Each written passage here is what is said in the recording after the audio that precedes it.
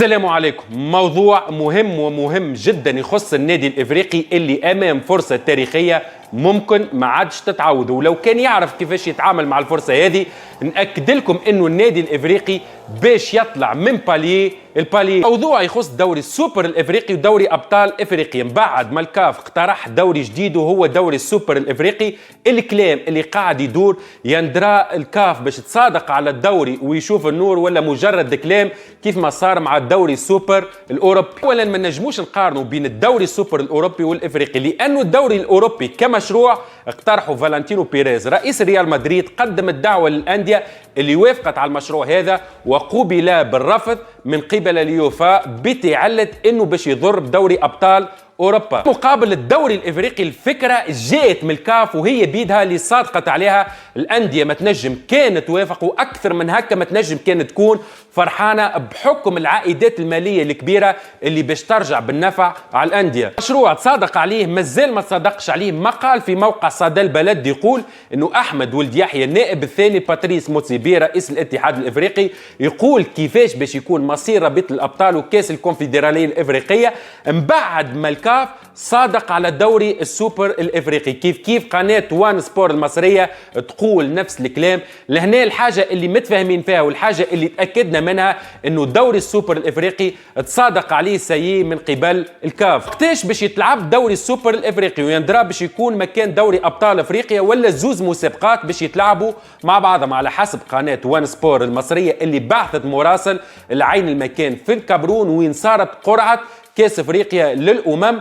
يقول انه دوري السوبر الافريقي باش يتلعب بالموسم القادم بعد نسخه رابطه الابطال الافريقيه. دوري السوبر الافريقي باش يتلعب مكان دوري ابطال افريقيا. لهنا ثم زوز اخبار. الاخبار الاول هو من الصحافي نتاع الوان سبور اللي قال باش يتلعب مكان دوري ابطال افريقيا. في المقابل قناه نسمه اللي هي بيدها بعثت مراسل للكامرون قناه العائله وموقع صدى البلد يقولوا انه زوز مسابقات باش يتلعبوا في نفس الوقت ودوري ابطال افريقيا ماهوش باش يتلغى. قناه نسمه وموقع صدى البلد هما الاقرب للصواب لانه في الموقع الرسمي للكاف صادقوا سيء على الزياده الجوائز اللي باش تتحصل عليها الانديه المشاركه في رابطه الابطال الافريقيه وكاس الكونفدراليه الافريقيه. كاس الكونفدراليه ما يعنيناش، اللي يعنينا رابطه الابطال الافريقيه. الفائز برابطه الابطال الافريقيه الاربعه المواسم الفارطه كان يتحصل على مبلغ قيمته 2.5 مليون دولار، لكن الكاف صادقت على الزيادة. المتحصل على رابطة الأبطال الإفريقية ملي كان يتحصل على مبلغ قيمته 2.5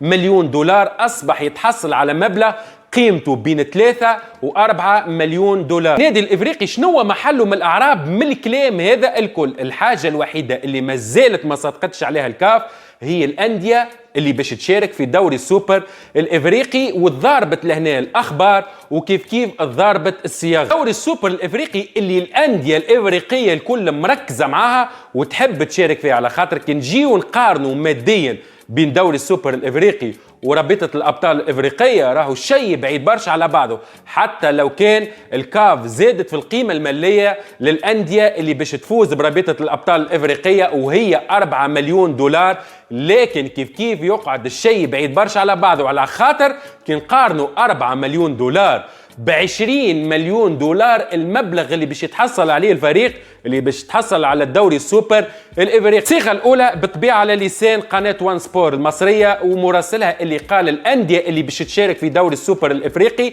هما 20 نادي، وباش ياخذوا 20 نادي هذوما بترتيب افضل 20 نادي افريقي في ال5 مواسم الاخيره. بالصيغه هذه ماناش باش نلقاو النادي الافريقي المتواجد في المرتبه 33 افريقيا، باش نلقاو النادي الرياضي الصفاقسي المتواجد في المرتبه 18، نلقاو النجم الرياضي الساحلي المتواجد في المرتبه 10، ونلقاو كيف الترجي الرياضي التونسي المتواجد في المرتبه الثانيه بعد الاهلي المصري. صيغه اللي ما وافقتش عليها بعض الانديه اللي عندها وزن محليا وافريقيا. محليا على غرار شباب بالوزداد المتحصل على النسخه الاخيره من الدوري الجزائري وفاق ستيف، وافريقيا على غرار النادي الافريقي اللي متحصل على رابطه الابطال الافريقيه وبعض الانديه الافريقيه اللي عندها صيت كبير في افريقيا. اصل الوان سبور قال بعد المعارضه من بعض الانديه او من العديد الانديه اللي عندها وزن كبير في افريقيا. رئيس الاتحاد الافريقي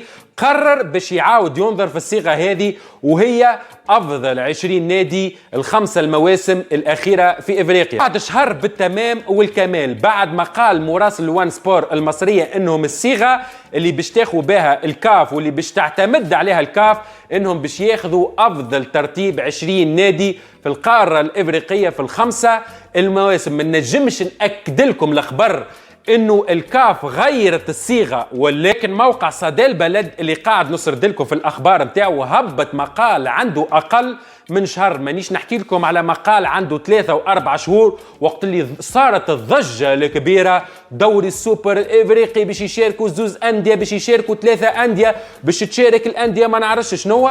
صدى البلد هبط مقال اقل من شهر كما قلت لكم، قال انه الانديه اللي باش تشارك في دوري السوبر الافريقي هي الترجي الرياضي التونسي، النجم الرياضي الساحلي، والنادي الافريقي. والصيغه اللي خذت بها الكاف هي الانديه اللي فازت بدوري ابطال الافريقيا، والانديه اللي عندها اكبر قاعده جماهيريه في البلدان متاعها. ما تصورش موقع صدى البلد متواطئ مع النادي الافريقي ولا عنده مشكل مع النادي الصفاقسي، وهذاك علاش ما حطش اسمه في المقال. موقع صدى البلد هو موقع محترم في العالم العربي. اكيد المراسلين متاعو سمعوا خبر يقول انه النادي الافريقي عنده نسبه محترمه باش يكون موجود في اول نسخه في دوري السوبر الافريقي. الحاجه اللي تاكدنا منها انه الترجي الرياضي موجود في النسخه الجديده، النجم الرياضي الساحلي كيف تقعد محصوره بين النادي الافريقي والنادي الرياضي الصفاقسي. بما انه الكاف ما زالت ما حسمتش في النقطه هذه،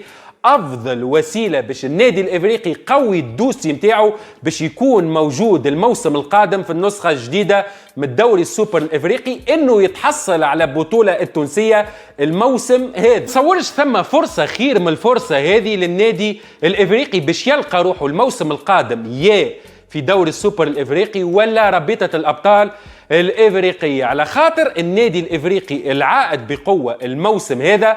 في المقابل نلقاو المنافسين متاعو بالطبيعه، مانيش نحكي على النجم الرياضي الساحلي اللي قام بانتدابات قايمه، نلقاو المنافسين متاعو ما همش في اوج العطاء. ولهنا نحكي على النادي الصفاقسي والترجي الرياضي. الصفاقسي اللي مر بالعديد من المشاكل، النادي الصفاقسي اللي فرط في الركائز متاعو.